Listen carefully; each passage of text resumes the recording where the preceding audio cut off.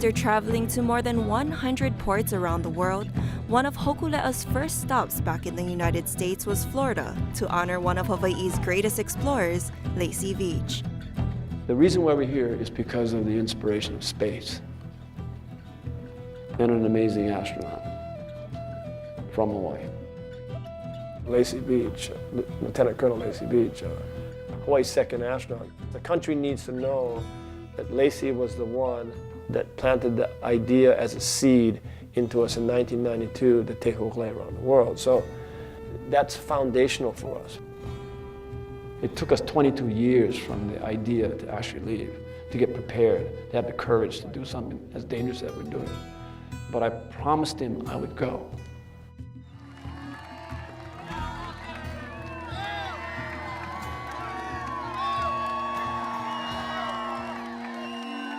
Coming to NASA for me has been an amazing celebration, and humbly was the most important 2 days of this voyage for me, knowing that I kept my promise.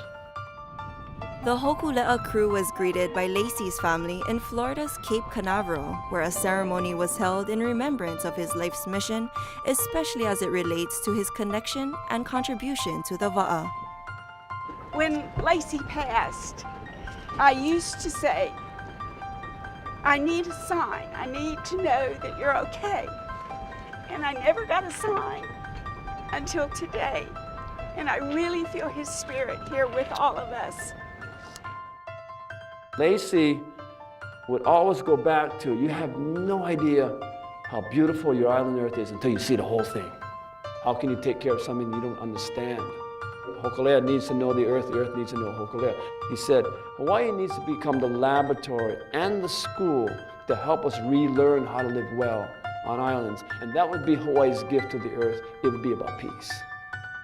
So that was a seed that he planted in our heads about responsibility. Nainoa and Lacy shared such a unique friendship. They truly were soulmates. And to be around them, you actually could see this innate wisdom that they had, and just what they thought the world could be, a much better place. A friendship with a shared lifelong mission that launched with a voyage back in 1992. We had a training sail. It was a Sunday morning, and 6:30 in the morning, the governor's office calls, says, Lieutenant Colonel Lacy Veach wants to sail with you today. Yikes. I tell him come down at 9 o'clock. James drives down to Pier 41. Lacy gets out of the car, ripped shorts, no shirt, no slippers, comes on the canoe. And I'll never forget this. He rubbed the wood on Hokulea, on the railing with his hand. And he goes, verbatim, to all of you, thank you very, very much. Thank you so much for letting me come sail in Hokulea today. Because today I will understand the definition of exploration.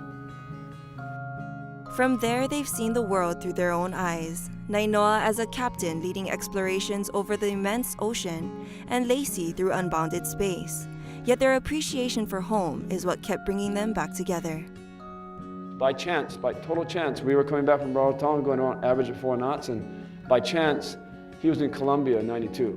So he conjured up this plan with the education department at NASA and hooked up a radio contact between the shuttle and Hokulea. And so we talked about the comparisons of the past exploration and future exploration.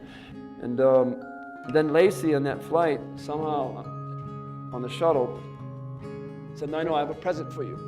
He takes this stone, cockpit window, Columbia, edge of the Earth, island of Hawaii. The little red spot is Mauna Kea, where the powerful telescopes live. There is an adze quarry where Hawaiians would live up there to make adze. These adze is to build voyaging canoes.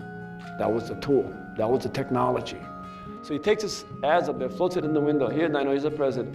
He talks about 3 things: the power of remembering, the power of ancestral knowledge, coupling with good science and technology, and taking care of home.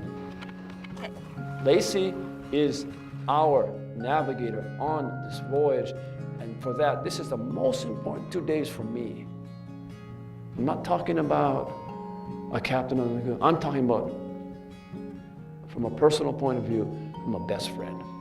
And it goes back to exactly what we want to do that Lacy would do. Inspire children to find the way, the solutions that our generation can figure out. Give them the vehicles, give them the tools. They need to be the navigators. They need to be the captains. They don't need to be bystanders to a changing world, to somebody else's vision. Our children need to be grounded in who they are and proud of who they are. But at the same time, they need to couple that. We need to couple that with science and technology. The things that will engineer a future and to make a better world. The canoe, to me, it is a way of encouraging adults and youth alike to follow their dreams and to take care of this precious earth and to teach them ways in which they can take care of it. Because individually we can do it, and together we can do more.